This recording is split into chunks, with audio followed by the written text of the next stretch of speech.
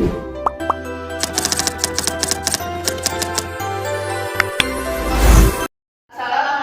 warahmatullahi wabarakatuh.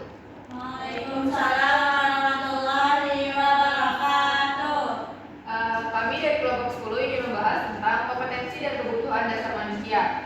Perkenalkan, saya Sifal Nisa. Saya Rita Malatiani.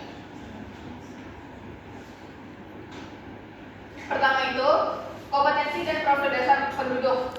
Kompetensi adalah keyakinan diri akan kemampuan dalam menghadapi berbagai permasalahan dalam kehidupannya. Kompetensi dasar dan kebutuhan dasar manusia adalah dua sisi yang saling menentukan. Kebutuhan dasar penduduk. Menurut Maslow 1970, manusia adalah makhluk hidup yang cukup unik dalam kebutuhan dasar hidupnya. Kebutuhan dasar manusia yang paling hakiki dapat dikelompokkan sebagai kebutuhan fisiologi, fisik, dan psikologinya, dan pemenuhan akan kebutuhan, kewajiban, dan hak asasi setiap orang. Nah, di sini tuh kondisi fisiologi adalah terpenuhinya pangan bagi masyarakat yang dikenal dengan istilah ketahanan pangan atau food security. Nah, di sini ada apa aja sih kebutuhan fisiologi? Yang pertama, keamanan dan kebutuhan pangan. Kebutuhan pangan, makanan yang dikonsumsi bebas dari bahan biologis, kimia, dan fisik. Sedangkan ketahanan pangan itu ketersediaan makanan yang cukup aman dan bergizi bagi semua orang. Contohnya itu, untuk ketahanan pangan itu pemerintah melalui Bulog menyalurkan beras SPKP, stabilitas pasokan dan harga pangan, agar harga tetap stabil dan tersedia di seluruh daerah. Nah, untuk aman pangan itu menarik produk mie instan Korea karena mengandung etilen oksida, zat berbahaya jika dikonsumsi jangka panjang. Nah, yang kedua ini lingkungan dan keamanan pangan, yaitu tercemarnya air, tanah, udara bisa mempengaruhi keamanan pangan. Contohnya, sayur yang ditanam di lahan yang tercemar limbah industri bisa mengandung logam berat seperti timbal dan merkuri. Ikan yang ditangkap di sungai tercemar, mikroplastik bisa membahayakan manusia jika dikonsumsinya. Yang ketiga ada kasus keracunan pangan.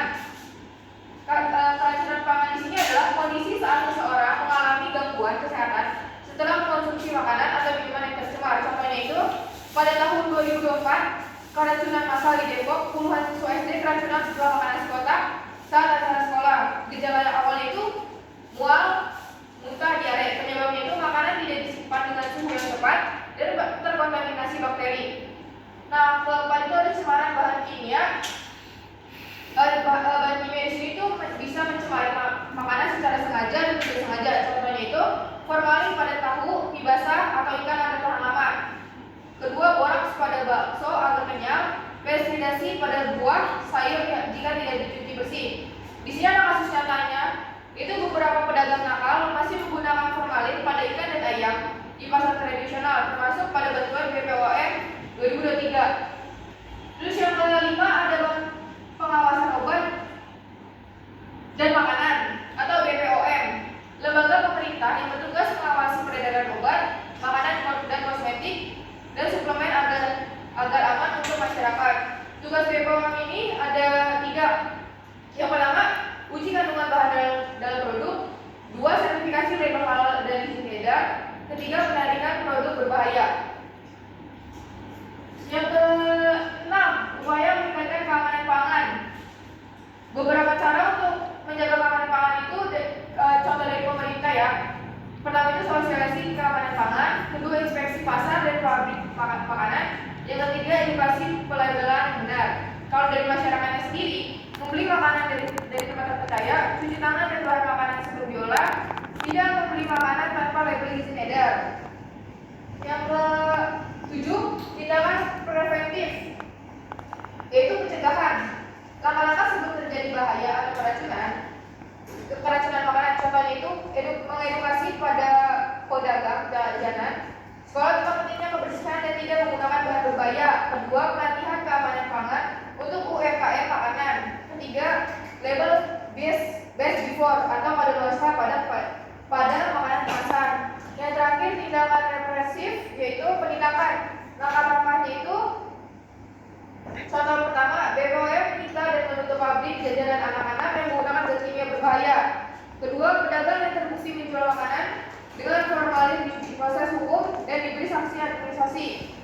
Di sini ada contoh kasusnya pada 2024, penindakan terhadap produsen kopi ilegal yang menggunakan bahan tanpa izin yang bisa membayar konsumen. Next. Nah, selanjutnya itu ada kebutuhan fisik. Nah, yang namanya manusia itu kan kebutuhan fisik menjadi kebutuhan yang sangat mendasar kan. Nah, di sini tuh ada beberapa kebutuhan fisik manusia kayak gitu. Ada dari keamanan, ada juga dari ketentraman sosial. Yang pertama itu ada perlindungan. Nah, untuk poin yang pertama itu ada tempat tinggal yang aman serta bebas bencana. Nah, namanya manusia itu kan butuh yang namanya rumah yang aman dan nyaman. Amannya di sini itu aman dari berbagai macam bencana, baik itu banjir, longsor dan lain-lain. Yang kedua itu ada bebas dari gangguan ulah manusia atau kebakaran dan kejahatan. Nah, di sini juga selain dari tempat tinggal yang aman dan bebas dari bencana, manusia juga butuh tempat tinggal yang tidak banyak gangguan ulah manusia kayak gitu, kayak kebakaran atau kejahatan yang lainnya, bahkan kayak perampokan dan lain-lain kayak gitu. Yang ketiga ada ketimpangan rumah. Di sini tuh ada rumah kampung dan rumah mewah. Nah, kalau misalkan dilihat dari rumah kampung itu kan lebih tidak tertata rapi dan tidak ada keamanan yang lebih kuat kayak gitu dibandingkan dengan rumah yang mewah, udah rapi kayak gitu, terus ada penjaganya kayak gitu, ada keamanannya kayak gitu, sehingga lebih mengefisienkan yang namanya keamanan kayak gitu. Selanjutnya itu ada yang kedua itu ada ketentraman sosial.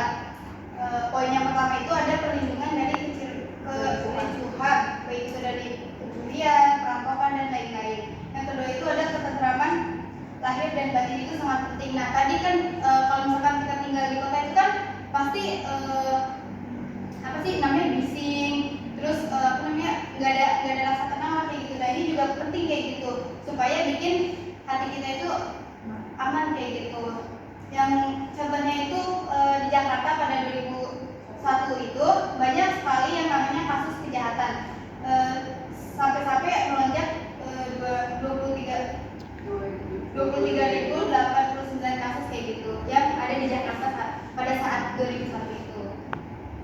Selanjutnya itu ada kebutuhan psikologi. Nah, manusia juga butuh yang namanya kebutuhan psikologi, nggak cuma hanya kebutuhan fisik aja, psikologi juga butuh kayak gitu. Yang pertama itu ada masalah jiwa yang timbul dari lingkungan, yang biasanya itu dikenal dengan psikologi lingkungan kayak gitu.